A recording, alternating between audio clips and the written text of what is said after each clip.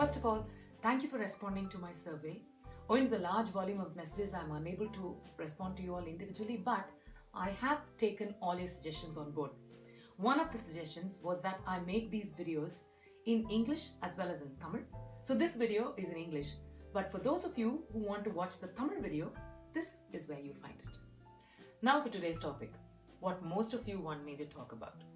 It's actually an indication of our lives. We pick up the phone and we can talk to anyone, and anybody can call us at any time. We can check our emails anywhere. We can work at any time, anywhere.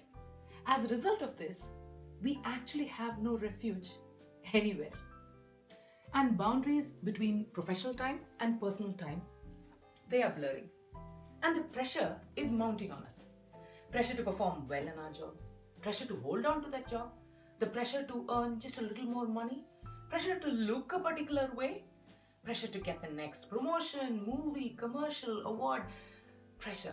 And on top of it all, pressure from family and friends. It's no wonder that most of you have suggested the topic, how to deal with pressure. So how do I deal with pressure? I like pressure. I've learned to embrace it. Because you know what? Pressure is a good thing.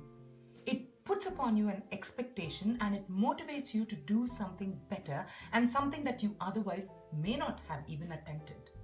Do you know when it all starts going wrong? When you want to suddenly sit down and say, oh, I can't do this anymore. Or when you begin to think that the expectation is more than what you are capable of delivering. That's when pressure becomes stress. And stress is not a good thing. So, how does pressure become stress, or when does it become stress? As far as I have seen, there are 4 reasons as to why pressure is likely to become stress. 1 is the fear of the outcome. 2 is the fear of the unknown. 3, expectations. And 4, helplessness.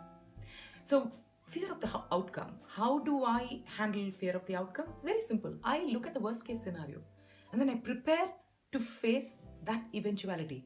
Should that situation happen, what do I need to do in order to be able to handle it? And I keep preparing for that eventuality until I am confident that I will be able to handle it.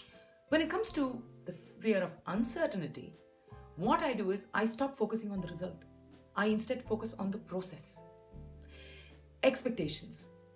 As far as expectations go, the only expectation that is given any place in my life is the expectation that I do my best. There is no place for any other expectation. And helplessness. Whenever I get this feeling of helplessness that rises from within me, what I do is I plan, I research, and I act. The most important thing is that I act. When I say act, I'm not saying that I act as an actress. I say that I go ahead and do what needs to be done. I don't just sit in one place, put my hands in my head and say, oh no, I'm not going to do this. So what stresses you? It is not the deadline. It's the consequence of missing the deadline. So how do you handle that? You plan and you prepare.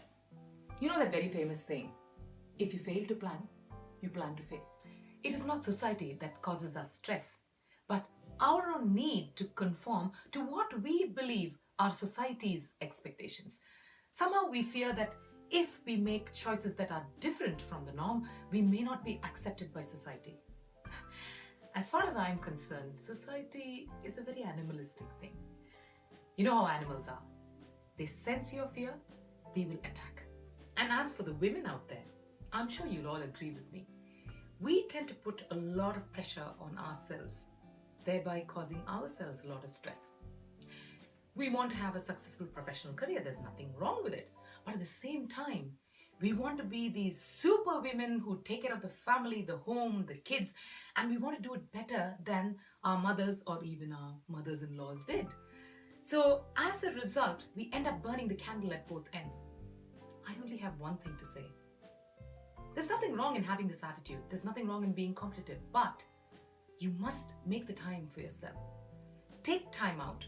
Go for a walk, read a book, go for a movie, or maybe even just get a manicure or pedicure done. Anything that is just time out. And when you're taking the time out, if the washing doesn't get done or the egg doesn't get boiled, it's not the end of the world, is it?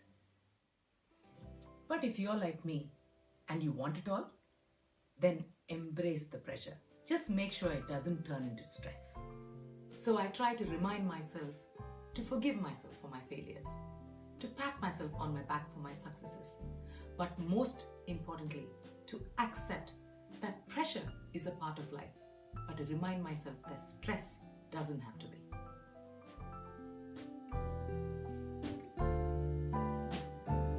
Thrive under pressure, stay cool, and keep your life sunny side up.